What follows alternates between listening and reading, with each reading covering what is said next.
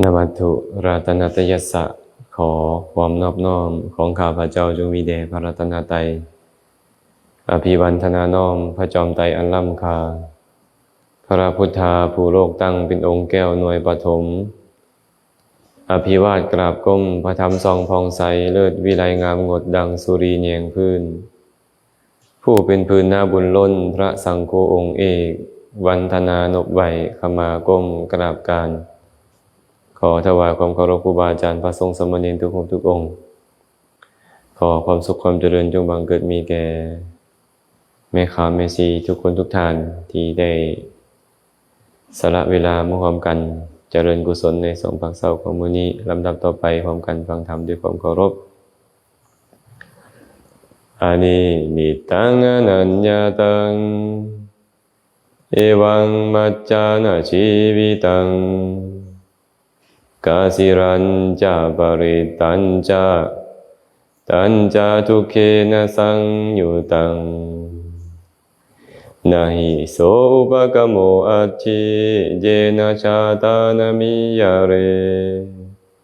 ชรัมปิปัตตวามะระนังเอวังธัมมาหิปานิโน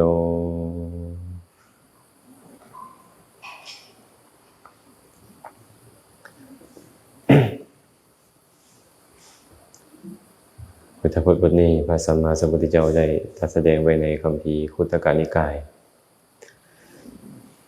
ก่อนอื่นเมื่อกาขออนุโมทนาบุญนำเมื่อนี้ได้ยินข่าวว่าญาติธรรมทางปากเซเพิ่นได้เป็นเจ้าภาพถวายภัตตาหารก็คือได้ออกนุชกับพอออกบุญมีเนาะที่เป็นโยมเอื้อยโยมไอ้เคยของยาครูคำใหม่ที่เพิ่นเคยมาอยู่วัดเฮานี่แหละ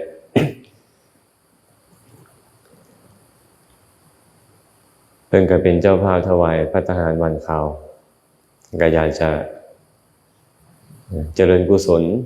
ก่อนที่จะละโลกนี้ไปสิ่งที่ควรเฮ็ดที่สุดก็คือกุศลได้ข่าวมาว่าเพิ่นเป็นมะเร็งระยะสุดท้ายแต่ก็ยังพอฟังการโอ้การลมยังรู้เรื่องก็อยากให้ครูบาอาจารย์อนุโมทนาคาถาอยากให้ครูบาอาจารย์กล่าวธรรมะเพื่อเป็นเครื่องกระตุ้นกุศลเจตนาของผู้ป่วยให้ดีขึ้นให้บ่ทุกข์ทรมานหลายแต่ความจริงเราต้องยอมรับความเป็นจริงเนาะเบื้องต้นเราต้องยอมรับความเป็นจริงซะก่อนว่าชีวิตของทุกคนนี่นะมีความตายเป็นที่สุดเห็นบ่แม่ตุ๊มีความตายเป็นที่สุดและความตายนี่มันต้องมาแน่นอนเขาก็เลยต้องฝึกยอมรับมันพระพุทธเจ้าเคยตรัสเอาไว้ว่ามีธรรมอยู่5ประการที่บุคคลใดๆในโลกนี้ก็บ่สามารถที่จะเว้นได้บ่สามารถจะหลีกเลี่ยงได้5ประการมีอย่างใดขอสิ่งที่มีความแก่เป็นธรรมดาอย่าแก่เลยขอสิ่งที่มีความเจ็บไข้เป็นธรรมดาอย่าเจ็บไข้เลยขอสิ่งที่มีความตายเป็นธรรมดาอย่าตายเลยขอสิ่งที่มีความพินาศเป็นธรรมดาอย่าพินาศเลยขอสิ่งที่มีความจิบหายเป็นธรรมดาอย่าจิบหายเลยพี่คุณทั้งหลายเอ้ยทำ5ประการนี้แหละอันบุคคลใดบุคคลหนึ่งในโลกบ่ว่าจะเป็นมนุษย์เทวดามารพรหมสมณะพราหมณ์เทวดาและมนุษย์ทั้งหลายใดๆในโลกบ่สามารถได้โดยที่สุดแม้แต่พระสัมมาสัมพุทธเจ้าพระองค์ก็ต้องยอมรับความเป็นจริงก็คือความตายแม้แต่พวกเราผู้นางอยู่ในที่นี้คือกันทุกคนก็ต้องบ่ายหน้าไปสู่ความตายทั้งหมดบ่ายหน้าไปสู่ความตายทั้งหมดอาตมาก็เลยได้ยกพุทธพจน์ขึ้นมาว่าเมื่อกี้นี้ว่าอานิมิตตังอนัญญาตังเอวังมัจจานะชีวิตังกะสิรัญจะปริตัญจะตัญจะทุกเขนะสังยุตัง นะหิโสอุปกโมอัจฉิเยนะชาตานะมียะเรชรัมปิปัตตวามะระนังเอวังธัมมาหิปานิโนพระองค์บอกว่าความตายหรือชีวิตของพวกเขานี่นะอนิมิตตังบ่มีนิมิตอนัญญาตังบ่มีผู้ใดฮู้ได้เอวังมัจจานะชีวิตังชีวิตของสัตว์ทั้งหลายเป็นแบบนี้แหละกะสิรัญจะปริตัญจะทางลำบากดิ้นรนทางเล็กน้อยตัญจะทุกเขนะสังยุตังและชีวิตนั้นยังประกอบด้วยทุกข์อีกคาถาแรกคนบอกเป็นตุความตายนี่นะมันบ่มีนิมิตบ่มีเครื่องหมายบอกว่าเจ้าจะตายบ่อนใดเวลาใดเจ้าจะตายด้วยโรคภัยไข้เจ็บอันใดเจ้าจะตายตอนเฒ่าตอนแก่ตอนหนุ่มตอนน้อยบ่มีนิมิตหมายบ่มีเครื่องหมายบอกเลยพร้อมจะตายทุกเวลามีตุบางคนป่วยแล้วจังตายบางคนบ่ป่วยก็ตายบางคนเฒ่าแก่จังตายบางคนหนุ่มน้อยก็ตายบางคนแก่แห้งเอาแท้ว่าก็ตายแม่นตุเอ้ยมันบ่มีผู้ใดที่จะบ่ตายเพิ่นเลยบอกว่าอนิมิตตังอนัญญาตังบ่มีเครื่องหมายแล้วบ่พอบ่มีผู้ใดฮู้เฮาฮู้แต่ว่าเฮาจะตายเป็นบ่เป็นตุแต่บ่ฮู้ว่าสิตายตอนใดเพิ่นก็เลยใช้คำว่าบ่ฮู้อยู่ในคุตตกนิกายธรรมบทอรรถกถาเพิ่นเล่าเรื่องของลูกสาวสร้างหูเป็นบ่ที่เข้าไปฟังธรรมในสำนักพระพุทธเจ้าพระพุทธเจ้าก็ถามเจ้ามาแต่ไสบ่ฮู้ขะน้อยเจ้าสิไปไสบ่ฮู้ขะน้อยเจ้าบ่ฮู้บ่ฮู้อยู่ขะน้อยเจ้าฮู้บ่ฮู้ขะน้อยคันถามเฮาก็สิเหลือใจเติบอยู่ตอนเป็นตุเนาะคันเฮาถามแล้วตอบเข้าไปนี่นะโอ้รวมกันแล้วตอบกันแบบนี้กี่เหลือใจอยู่ชาวบ้านก็เหลือใจว่าเอ๊ะนางน้อยอันนี้เป็นยังมาเล่นปากกับพระพุทธเจ้ามาแต่ใส่ก็เลยบ่ฮู้บ่สิไปใส่ก็เลยบ่ฮู้บ่มันบ่แม่นติแนวนี้นะนางน้อยก็เลยบอกว่าข้าแต่พระองค์ผู้เจริญพระองค์เป็นสัพพัญญูย่อมฮู้ดีว่าข้าน้อยมาแต่ใส่และสิไปใส่แต่พระองค์เนี่ยบ่มีความประสงค์อยากจะให้ข้าน้อยบอกในปัจจุบันชาตินี้ดอกที่พระองค์ถามข้าน้อยว่ามาแต่ไสข้าน้อยตอบว่าบ่ฮู้ก็หมายความว่าชาติที่แล้วนี่ข้าน้อยไปเกิดเป็นอีหยังตายมาจากไสแล้วมาเกิดเป็นมนุษย์เนี่ยข้าน้อยบ่ฮู้พระองค์ตอบว่ามาแต่ไสข้าน้อยก็เลยตอบว่าบ่ฮู้ว่ามาแต่ภพชาติใดมาแต่กำเนิดใดข้าน้อยเลยตอบว่าจังซี่และที่พระองค์ถามว่าสิไปไสข้าน้อยก็ตอบว่าบ่ฮู้ก็เพราะว่าข้าน้อยบ่ฮู้ว่าข้าน้อยตายไปแล้วสิไปเกิดอยู่ไสสิไปเกิดเป็นมนุษย์บ่ไปเกิดเป็นเทวดาบ่ไปเกิดเป็นสัตว์นรกบ่เข้าถึงกำเนิดเดรัจฉานเปรตวิสัยหรืออสุรกายบ่ข้าน้อยบ่ฮู้ข้าน้อยบ่ฮู้ข้าน้อยก็เลยตอบว่าบ่ฮู้และที่พระองค์ถามว่าเจ้าบ่ฮู้บ่ข้าน้อยตอบว่าข้าน้อยฮู้ก็เพราะว่าข้าน้อยฮู้ว่าตัวเองต้องตายแน่นอนจังใดข้าน้อยก็ต้องตายแน่นอนข้าน้อยเลยตอบว่าข้าน้อยฮู้เพราะฮู้ว่าตัวเองจะตายและพระองค์ถามว่าเจ้าฮู้บ่ข้าน้อยตอบว่าบ่ฮู้เพราะข้าน้อยบ่ฮู้ว่าข้าน้อยสิตายตอนใดตายเวลาใดตายอยู่ไสข้าน้อยบ่ฮู้ข้าน้อยก็เลยตอบว่าบ่ฮู้ข้าน้อยบ่ได้มีความประสงค์จะเล่นคำอีหยังกับพระพุทธเจ้าดอกเพราะพระพุทธเจ้าเป็นสัพพัญญูผู้ฮู้ทุกสิ่งทุกอย่างแต่ถามก็เพื่อให้เขาได้ตอบแบบนี้นะเมตุพวกเขาก็คือกันแหละเมตุเฮาบ่ฮู้ว่าเฮามาแต่ไสและเฮาบ่ฮู้ว่าเฮาจะไปไสแต่เฮาฮู้ว่าเฮาจะต้องตายและเฮาบ่ฮู้อีกว่าเฮาจะตายตอนใด ทุกคนเป็นแบบนี้เอาแหละเจ้าอาจจะบ่เป็นโรคภัยไข้เจ็บเลยเจ้าอาจจะตายในเวลาอันใกล้นี้ก็ได้เป็นบ่แม่ตุบางคนเป็นโรคภัยไข้เจ็บผ่านตายแต่ก็ยังอยู่ได้โดนก็มีแต่สิ่งที่เสมอเหมือนกันก็คือความตายชีวิตของสัตว์ทั้งหลายก็เลยบ่มีผู้ใดฮู้ได้กะสิรันจะมันลำบากดิ้นรนอยู่แม่ตุ้ยลำบากดิ้นรนอยู่พวกเฮานี่นะอยู่ซื่อๆได้บ่เนี่ยนั่งหลายก็บ่ได้ต้องได้ลุกแน่ยืนหลายก็บ่ได้ต้องได้นั่งแน่ต้องได้ย่างแน่ย่างหลายก็บ่ได้ต้องได้นั่งแน่ได้นอนแน่นอนหลายก็บ่ได้แม่ตุ้ยมันต้องดิ้นรนอยู่ทุกๆอิริยาบถเลยและมันบ่พอจะซ้ำหันท้องหิวแดหน่อยนึงก็บ่ได้กระหายแดหน่อยนึงก็บ่ได้แม่นบ่อากาศร้อนแดหน่อยนึงก็บ่ได้หนาวแดหน่อยนึงก็บ่ได้มันเลยดิ้นรนอยู่ตลอดเวลาเลยก็เลยบอกว่ามันลำบากมันดิ้นรนเดี๋ยวนี้บางคนบางท่านโอ้ยถูกกระทำชำเราถูกฆ่าถูกทุบถูกตีถูกด่าถูกว่าอยู่แห้งลำบากดิ้นรนไปถึงพระองค์เลยตรัสไว้แบบนี้ปาริตตัญจะเล็กหน่อยขนาดชีวิตเนี่ยมันเล็กหน่อยขนาดใดล่ะแม่ตุมันอยู่ที่ขณะจิตเดียวเองจุติจิตเกิดขึ้นแต่ดับไปบุคคลก็ชื่อว่าตายชีวิตก็ถือว่าขาดสายฉะนั้นชีวิตของสัตว์ทั้งหลายจึงชื่อว่าเล็กน้อยโดยขณะจิตและเมื่อเทียบกับเทวดาทั้งหลายแล้วชีวิตของมนุษย์ก็ถือว่าน้อยหลายน้อยเหลือเกินอย่างหลายเมตุท้องใบอยู่100 ปีเห็นบ่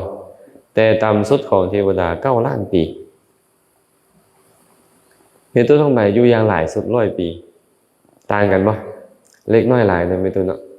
ถือว่าเล็กน้อยเมื่อเทียบกับเทวดาเมื่อเทียบกับพวกพรหมเขาเจ้าพระองค์ก็เลยบอกว่าตันจะทุกเขนะสังยุตังมันเล็กน้อยแล้วบ่พอได้นี่นะมันประกอบด้วยทุกข์อีกมีแต่ทุกข์กับทุกข์พวกเฮานี่นะตื่นขึ้นมากับทุกข์แล้วต้องบิดเนื้อบิดโตต้องเข้าห้องน้ำห้องท่าขับถ่ายอุจจาระปัสสาวะต้องดื่มน้ำต้องเฮ็ดอีหยังโดยประการต่างๆต้องหาสิ่งที่มาบำบัดบ่แปลงแข้วก็บ่ได้กินปากก็เหม็นแม่นบ่แม่ตุบ่กินข้าวใส่ลงไปก็บ่ได้มันเจ็บท้องเจ็บไส้บ่ดื่มน้ำเข้าไปก็บ่ได้มันหิวมันกระหายมันทุกข์ต้องเอาเครื่องเอานุ่งมาสวมมาเสื้อป้องกันความร้อนความหนาวป้องกันเลือบยุงลมแดดเป็นต้นมันทุกข์เนี่ยต้องแสวงหาทรัพย์สมบัติต้องแสวงหาสิ่งนี้สิ่งนั้นโดยประการต่างๆความแก่ชราก็เฮ็ดให้เฮาทุกข์ความพัดพรากจากสิ่งที่น่าฮักน่าพอใจก็เป็นเหตุให้เฮาทุกข์พบพ่อกับสิ่งที่บ่น่าพอใจก็เป็นเหตุให้เฮาทุกข์หวังสิ่งใดบ่ได้ตามที่หวังก็ทุกข์แล้วก็ตายแล้วก็หมดไปอัตภาพนี้ก็ให้ประโยชน์ไปฉะนั้นพระองค์เลยบอกว่ามันประกอบด้วยทุกข์นำได้ทางกายอันเนี้ยจิตใจอันเนี้ยนะหิโสอุปกโมอัตถิเยนะชาตานะมียะเรคุณความพยายามอันใดที่มีอยู่เพื่อความบ่ตายนั่นน่ะความพยายามอันนั้นบ่มีดอกพุ่นเจ้าพยายามบากบั่นแบบใดก็ตามที่จะบ่ตายบ่มีพุ่นน่ะนะหิโสอุปกโมอัตถิการประกอบความเพียรอันใดที่มีอยู่เพื่อความบ่ตายนะมีเยอะเลยเพราะความบ่ตายบ่มีชรัมปิปัตตวามรณังแม่อยู่ได้ถึงศาลาก็ต้องตายบางคนก็เฒ่าแก่ศาลาแล้วจังตายเป็นบ่แม่นตุสิอาตมาได้มักเว้าคำก่อนนึงเพิ่นบอกไว้ว่าชีวิตคนเฮานี้บ่คงที่จีรังการทานร้อนฝนลมหนาวสั้นยาวก็มีได้ลางคนถือคิงไข่ยามยาวไวได้ตกป่า บางคนสลาแก่เฒ่าเขาจังเมียนกระดูกฝังบ่มีไผหยุดยั้งฟังสื่อมรณาอนิจจาหมุนวนทุกคนต่างเห็นหู้องค์พระสัพพัญญูเจ้าสั่งสอนเฮาพ้นกิเลสแก้ที่เหตุทอนั่นจังหันพ่อพระนิพพานผู้เฒ่าเพิ่นเว้าไว้แบบนี้เพิ่นบอกว่าชีวิตคนเฮานี่บ่คงที่จีรังการดอกมันบ่เที่ยงแท้ถาวรดอกเพิ่นว่าผ่านร้อนฝนลมหนาวผ่านคืนผ่านเวรผ่านเดือนผ่านปีไปบางคนสั้นบางคนยาวผ่านร้อนฝนลมหนาวสั้นยาวก็มีได้ลางคนถือคิงไข่ยามเหยาไว้ได้ตกปลาบ่อยากตายเลยบางคนนี่นะแต่ว่าเป็นไข้เป็นหนาวเจ็บเป็นเอ็นอุ่นก็เลยตายแต่น้อยยามเหยาไว้เขาก็เอาไปทิ่มอยู่ป่าแหละไม่ต้อง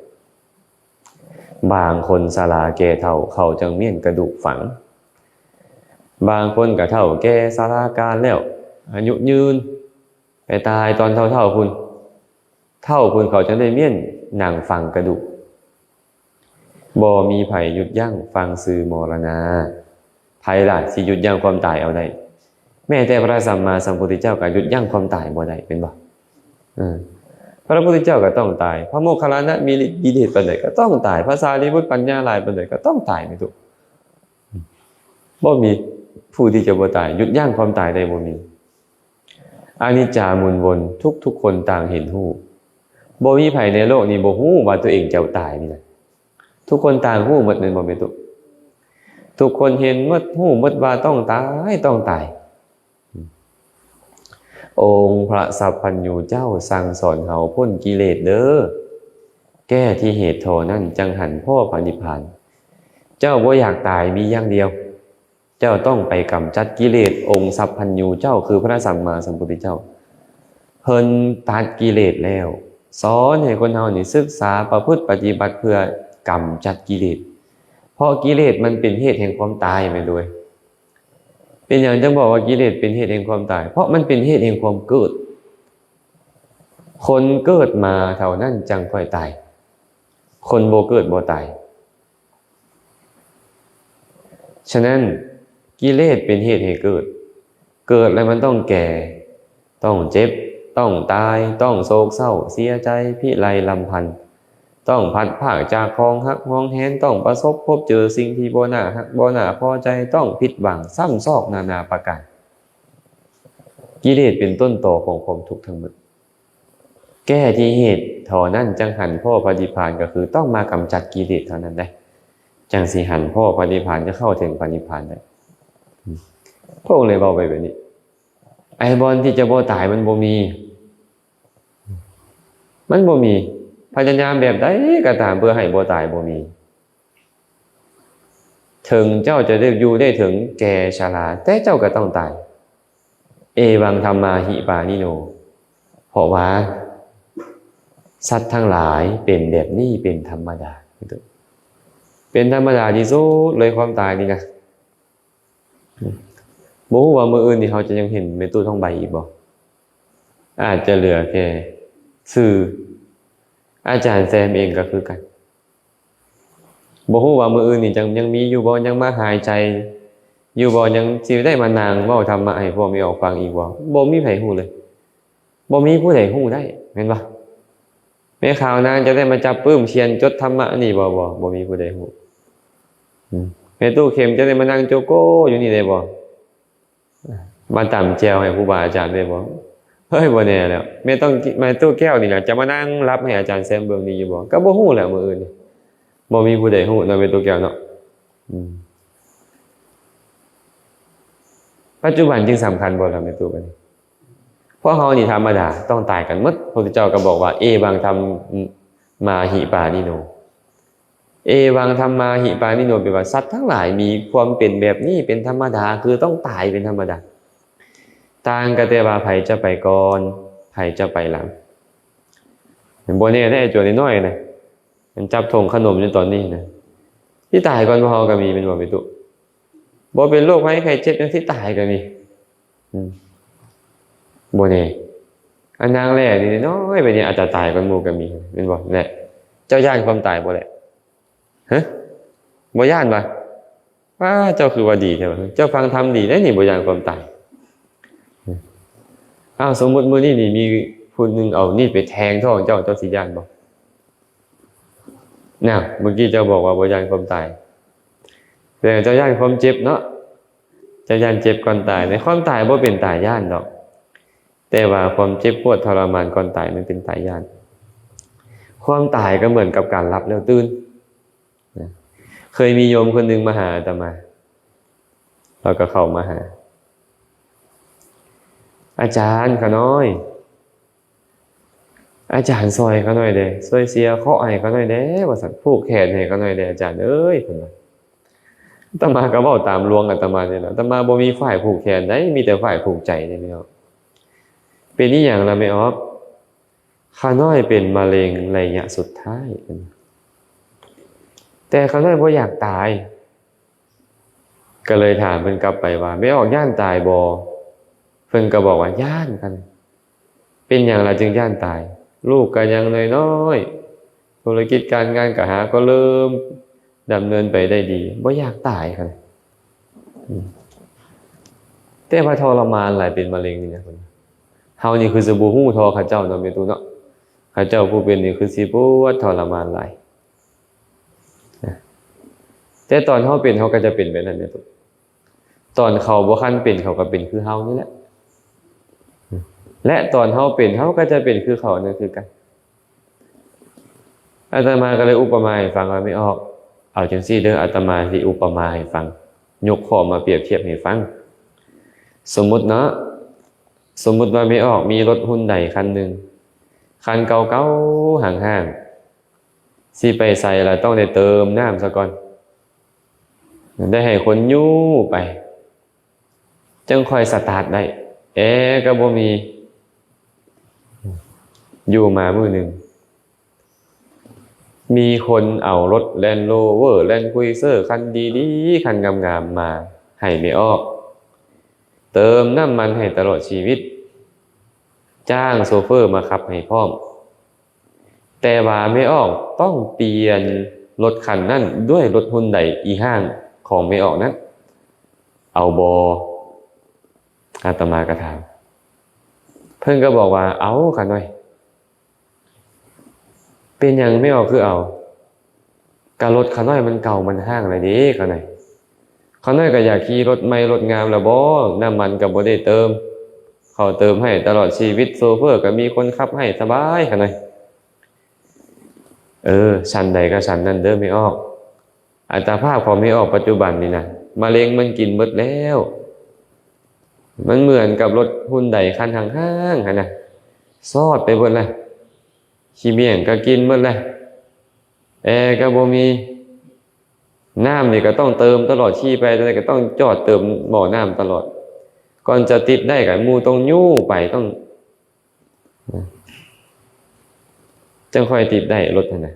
ห่างกายของไม่ออกคือกันจะลุกจะย่อจะเดินจะเหินจะอยู่จะกินนี่นะก็ต้องได้อาศัยตรงพึ่งพาคนอื่นนะ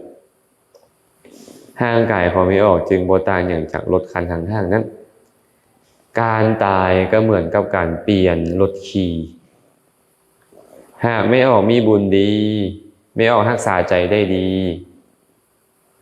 ไม่ออกเสียชีวิตในขณะที่รักษาใจได้ดีไม่ออกก็แค่เปลี่ยนจากอัตภาพความเป็นมนุษย์ไปเป็นเทวดาที่มีอายุอันเป็นทิพย์วรรณะผิวพรรณอันเป็นทิพย์มีความสุขมียศมีความเป็นใหญ่อันเป็นทิพย์ทั้งหมดรูปเสียงกลิ่นรสสัมผัสเป็นทิพย์ทั้งหมดไม่ออกว่าต้องมาคารามอาหารอยู่นี่อีกอยากไปใส่กับเหาะไปหายตัวไปหากว่าไม่ออกมีบุญจะเป็นแบบนี้อาตมาก็เลยบอกให้เราฟังเราก็คิดตามในตัวเราคิดตามแม่นเลยเนาะห่างกายเฮานี่กับบ่ต่างอย่างจากรถอีห้างคันนี้นี่เด้คันเปลี่ยนรถใหม่ขี่ก็เหมือนกับตายนี่นะตายไปแล้วก็ไปเป็นเทวดาคันใจดีงามคันกุศลมันเกิดขึ้นในใจจังได๋มันก็ต้องตายเจ้าบ่อยากตายเจ้าก็ต้องตายเจ้าอยากตายก็ตาย เจ้าย่านก็ตายบ่ย่านก็บ่ตายนะเดี๋ยวนี้แล้วเจ้าสิไปย่านอย่างย่านเป็นอกุศลก็เตรียมตัวยอมรับมันตัวเป็นบอกในตัว ฉะนั้นก่อนตายนี่สำคัญหลายบ่แม่นสำคัญธรรมดาก่อนตายนี่สำคัญหลายเฮาบ่สามารถเอาหยังติดตัวไปได้แม้แต่น้อยบ่ว่าจะเป็นลูกเป็นผัวเป็นเมียเป็นพ่อแม่พี่น้อง บ่ว่าจะเป็นทรัพย์สมบัติพัสถานทั้งหมดเฮาบ่สามารถเอาติดตามตัวเฮาไปได้แม้แต่น้อยนึงเลยสิ่งใดเราจะติดตามตัวเฮาไปได้ความคิดการกระทำคำเว้าที่เฮาคิดที่เฮาเฮ็ดที่เฮาเว้าในปัจจุบันนี้มันจะตามตัวเฮาไปเป็นทรัพย์สมบัติของพวกเฮาอย่างแท้จริง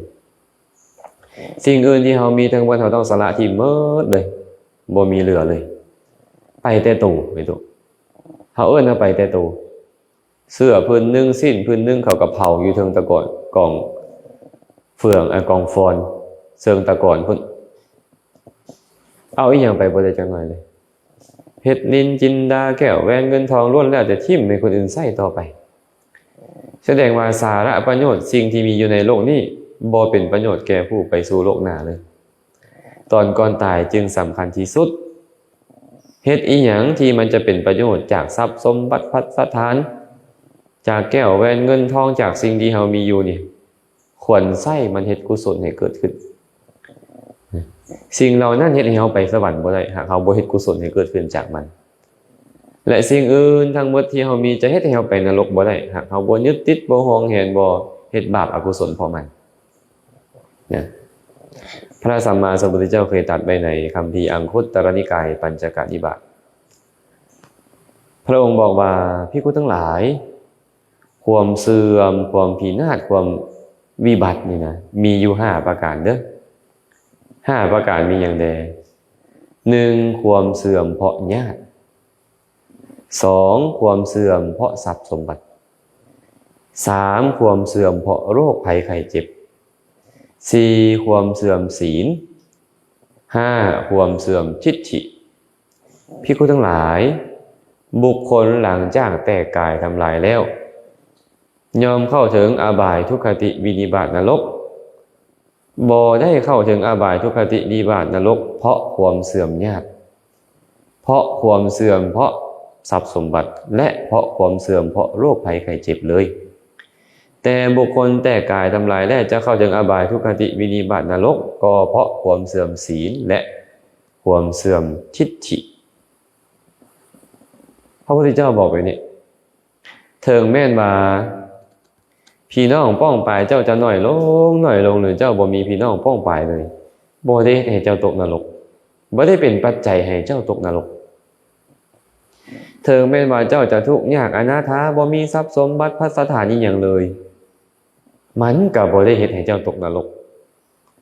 เถิงแม่นว่าเจ้าจะเจ็บเป็นเอ็นอุ่นเป็นโรคภัยไข้เจ็บมะเร็งบ่เบาหวานความดันบ่โรคกระเพาะเป็นต้นบ่กะบ่ได้เฮ็ดให้เจ้าตกนรก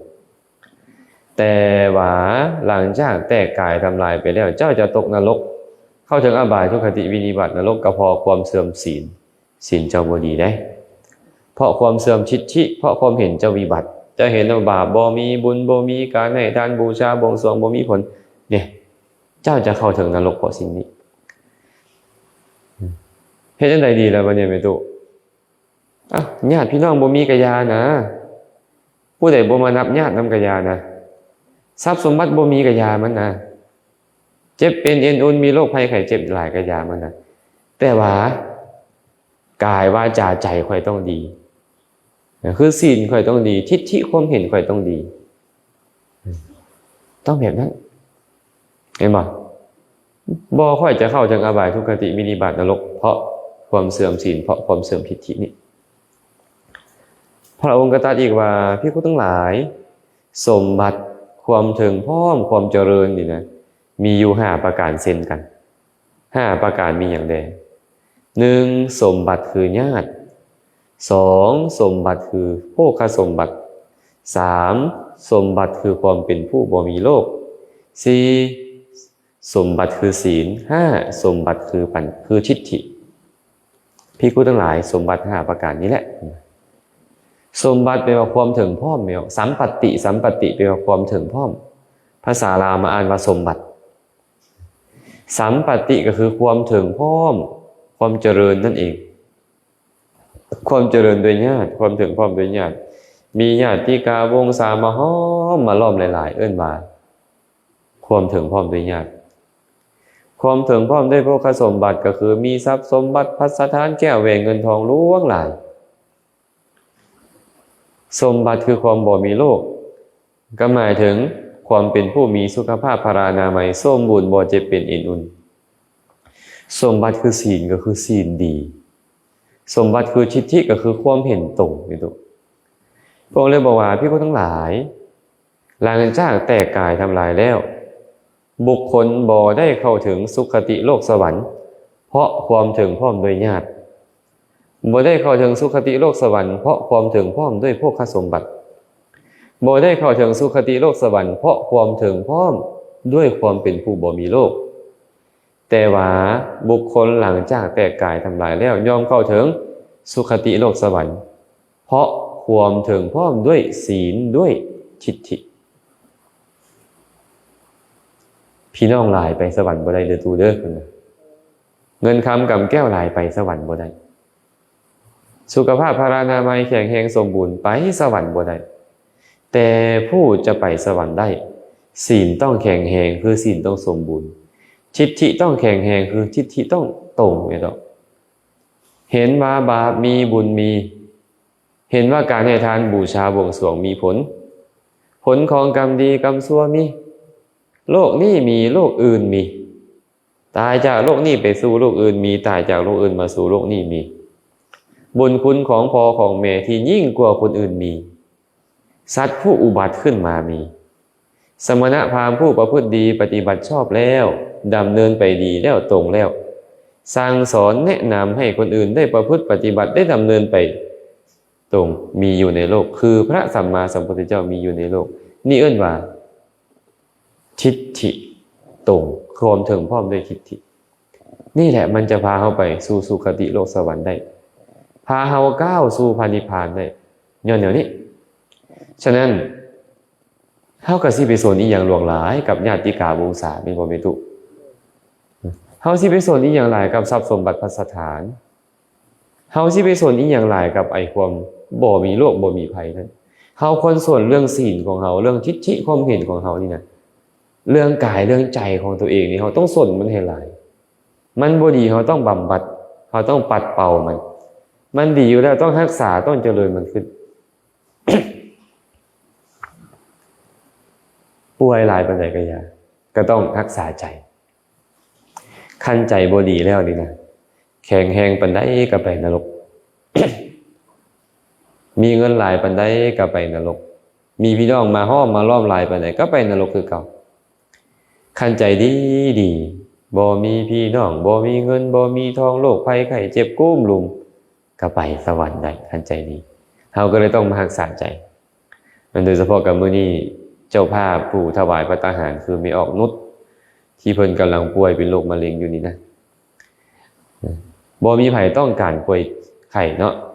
บ่มีผู้ใดต้องการเจ็บเป็นเอ็นอุ่นบ่มีผู้ใดต้องการจะประสบความวิบัติดอกแต่ว่าสิ่งใดก็ตามที่เฮาเคยเฮ็ดมาในอดีตนี่นะมันเป็นความดีก็ตามความชั่วก็ตามมันก็ต้องส่งผลให้เฮาต้องได้เสวยวิบากผลของมันได้พบพ่อสิ่งที่ดีได้พบพ่อสิ่งที่บ่ดีได้เป็นธรรมดาเดี๋ยวนี้เฮาก็เลยต้องยอมรับมันว่ามันเป็นผลของอดีตที่เฮาเฮ็ดเมื่อเฮายอมรับมันได้ใจบ่เสียหายแน่นอนแหละถึงเฮาจะบ่ได้บรรลุถึงมรรคผลนิพพานอีหยังอย่างน้อยๆสุดเฮาต้องมีสุขติเป็นที่ไปในเบื้องหน้าและต้องได้เสวยความสุขในสุคติโลกสวรรค์อีกตลอดกาลอันยาวนานได้มีโอกาสฟังธรรมปฏิบัติธรรมอยู่ในสวรรค์นั้นบรรลุมรรคผลนิพพานไปก็บ่ต้องกลับมาเป็นโรคภัยไข้เจ็บแบบนี้อีกแม่นบ่แม่ตุฉะนั้นเนาะ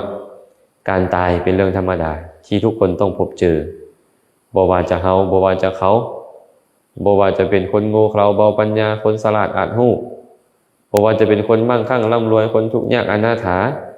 บ่ว่าจะเป็นคนเฒ่าคนแก่หรือคนหนุ่มคนน้อยทุกคนล้วนแล้วแต่บายหน้าไปสู่ความตายทั้งหมดบายหน้าไปสู่ความตายทั้งหมดเพราะความตายเป็นปกติของสัตว์ทั้งหลายอยู่แล้วนะแต่ถ้าความตายก็เหมือนกับเปลี่ยนรถขี่เตรียมหรือยังล่ะเตรียมเงินซื้อรถขี่ไว้หรือยังล่ะไม่รู้เตรียมหรือยังเสบียงตัวเนี้ยศรัทธามีแล้วบ่ศีลเด้หิริโอตตัปปะเด้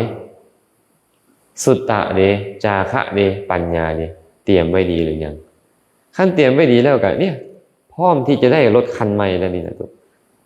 สมมุติว่าเมตู้นี่นะในตู้ทองใบตอนนี้เนี่ยลูกกับลูกยากแล้วไปก็ไปยากแล้วอีหยังก็โอดก็โอยแล้วเห็นบ่สิเดินสิเฮินสิเคลื่อนสิไหวก็โอ้ยลำบากหลายแล้วเกิดว่าเมตู้นี่นะมีอัตภาพใหม่ที่คนบันดาลในเมตู้เลยตอนนี้สบายเมตู้เดินเฮินสะดวกการอยู่การกินสุขภาพแข็งแรงดีบ่เมตู้กันดีแล้วซะก็เตรียมตัวซะตัวเตรียมตัวก่อนตายเตรียมกายก่อนแต่งเตรียมน้ำก่อนแล้งเตรียมแบ่งก่อนออกเดินทางเตรียมตัวเด้อพิมพาพรเด้อเจ้าสิตายแล้วไหนอันนี้บ่ได้สาบแช่งไหน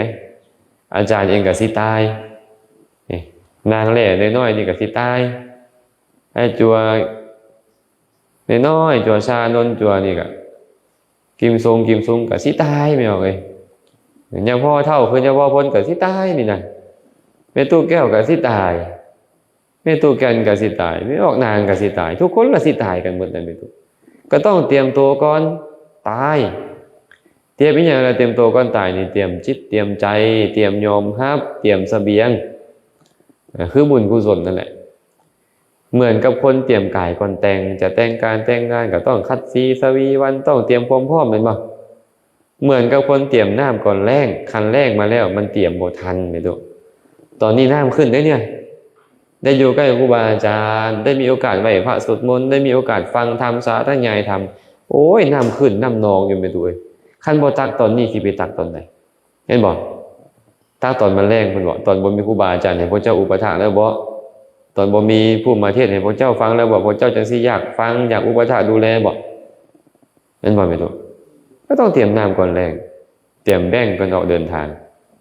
จะเดินทางไกลนี่นะต้องมีเงินมีทองมีเสบียงทางเห็นบ่การมีเงินมีทองมีเสบียงทางเดินทางไกลปานใดมันก็บ่ลำบากแม่ตู้คันบ่มีเงินบ่มีทองบ่มีเสบียงทางเดินทางไปก็ลำบากหั่นแหละบางเทื่อก็ต้องหยุดไปรับจ้างซะก่อนบางเทื่อก็ต้องอึดอยากหอยหิวซะก่อนมันก็บ่คักเนาะตู้เนาะ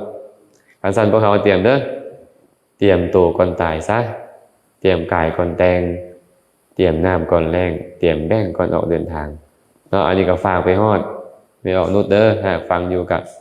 ขอแบ่งบุญกุศลทั้งมื้อที่อาตมาได้เฮ็ดให้มีออกได้ร่วมอนุโมทนาบุญนำและบุญใดกุศลใดที่เกิดขึ้นในครั้งนี้ที่มีออกได้เป็นเจ้าภาพถวายภัตตาหารบรรเทาแก่พระเจ้าประสงค์หากจะนับบุญที่เกิดขึ้นในครั้งนี้ก็บ่มีผู้ใดสามารถนับได้พระพุทธเจ้าบอกแล้วว่าบูชาพระพุทธเจ้าก็ตามบูชาพระสงฆ์สาวกของพระพุทธเจ้าก็ตามบ่มีไผดอกจะสามารถนับบุญที่เกิดขึ้นจากการบูชานั้นได้แสดงว่าไม่ออกก็ได้เฮ็ดบุญไว้เป็นจำนวนหลวงหลายอาตมาภาพเองก็ขออนุโมทนานำขอให้บุญกุศลนี้จงเป็นปัจจัยอำนวยอวยชัยให้ไม่ออกพร้อมด้วยครอบครัวจงเป็นผู้มีสติมีปัญญาได้รู้แจ้งแทงตลอดในพระสัทธรรมคำสั่งสอนของพระสัมมาสัมพุทธเจ้าได้บรรลุถึงมรรคผลนิพพานในอนาคตการอันไกลนี้โดยทั่วกันทุกท่านทุกคนเชิญ